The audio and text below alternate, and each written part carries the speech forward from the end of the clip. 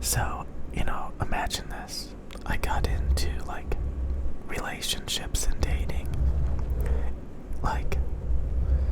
when I was 22, 23 years old. And a lot of those people that I dated and hung out with were very, I don't know, how do you say it? From broken families with stepdads, or they just lived with their dad or their mom. Or literally every single one of them were from broken families. And they had it very normalized that breakups and having kids from different relationships was completely normal. I was not used to that growing up. So, when I got in relationships with these people, I was kind of shocked to realize that a lot of them never loved their boyfriends. Some of them had kids from past relationships. Some of them did not take the relationship seriously at all. So it was all over the place,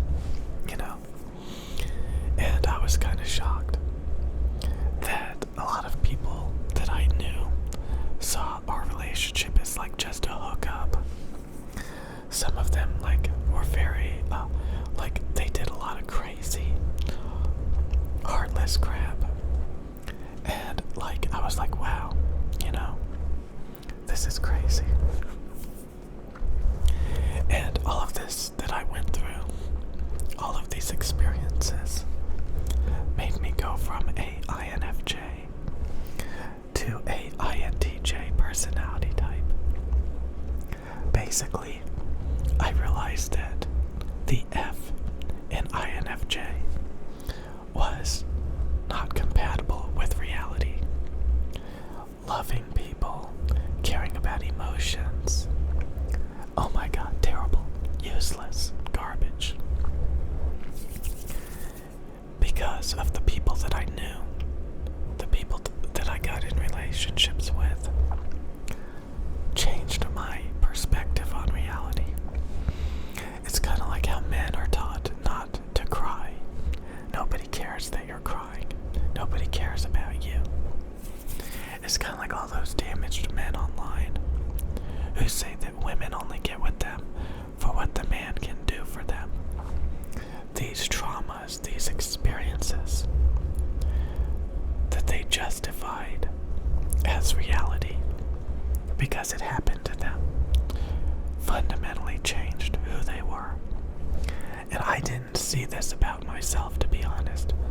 I knew that I changed from an INFJ to an INTJ because of these heartless, loveless relationships that I experienced. I started to see the world in a more logical, analytical way that was more accurate to the things that I experienced in life. Because it's kind of like there's these stories about these different, this king or something that was sheltered all his life. And then one day he went out and realized that there were starving, sick people out there. Or these, rich people that came to God, came to Jesus, and they gave away everything. Stuff like that. Because they saw things outside of their sheltered world. Which is basically like an echo chamber, like a bubble. These sheltered worlds make it where you have a perspective on reality that can change when you're no longer sheltered.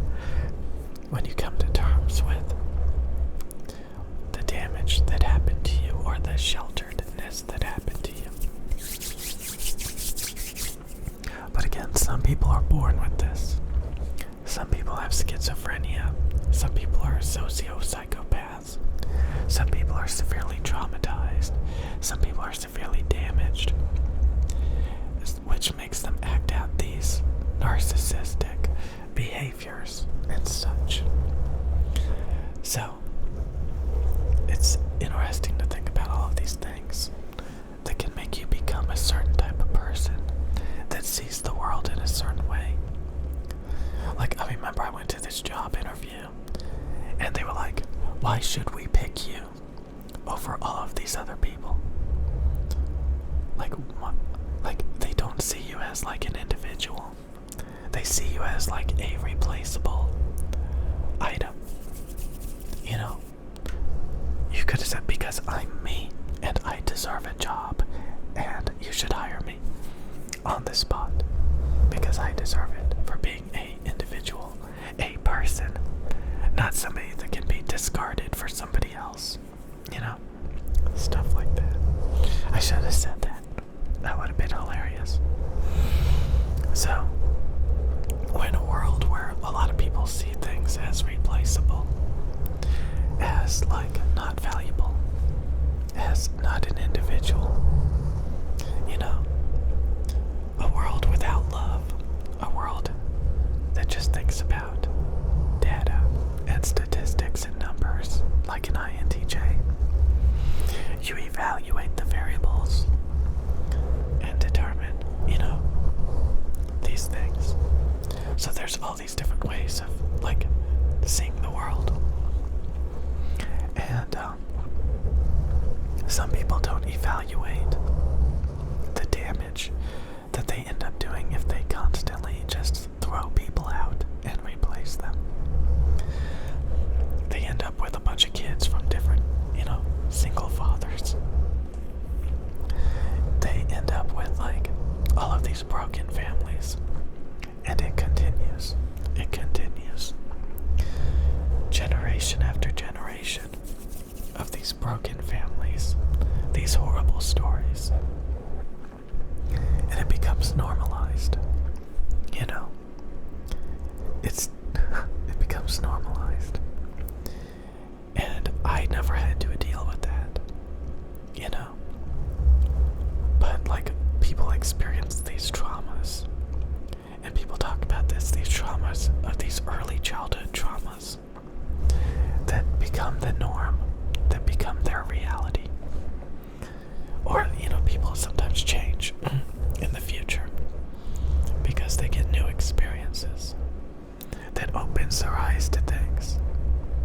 And sometimes it's a detriment or sometimes it's a positive, you know, based on the way that you see it.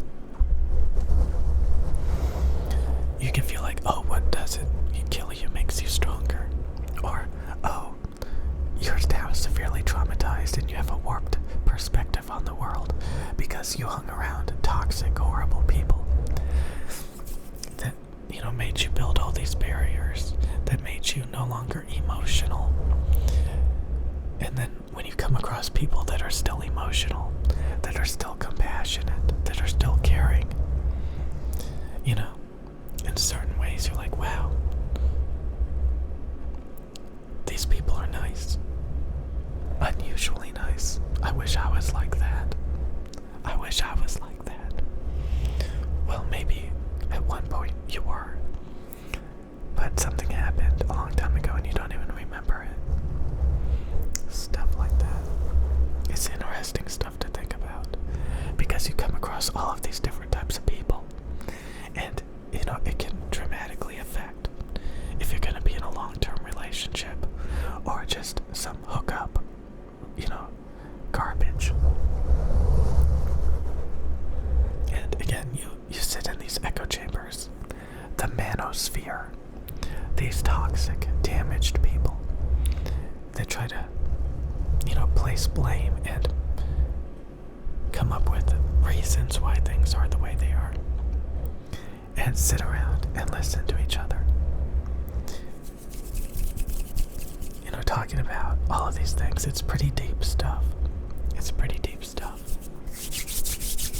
And I never would have thought about a lot of this stuff if I didn't, like, you know people that are extremely intelligent, honestly, that open your eyes to these types of things, get you outside of the echo chamber, make make you see the world from a broader perspective and realize that not everybody is like these toxic, horrible people.